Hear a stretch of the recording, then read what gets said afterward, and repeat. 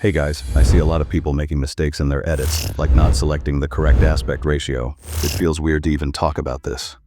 But don't worry, we'll solve many such problems today. 1.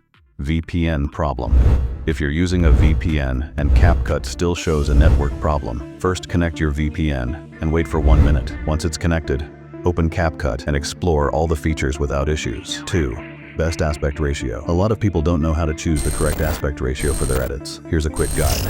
Go to Capcut, and at the end of the editing panel, you'll find the aspect ratio option. For most edits, these ratios are commonly used.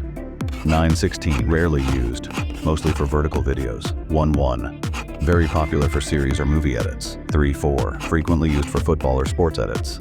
3.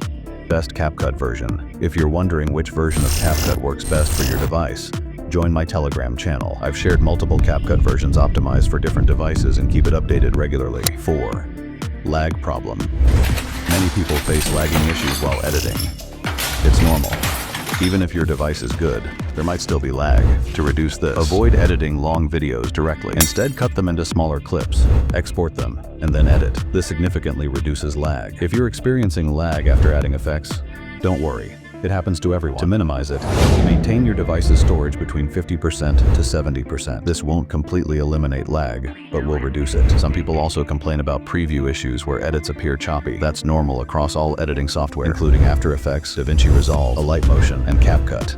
For 5. How to beat music. You might find this topic funny, but it's a serious issue. Many people struggle with syncing audio beats. From my experience, it's a big topic. To solve this, download edit audio tracks with beats from YouTube.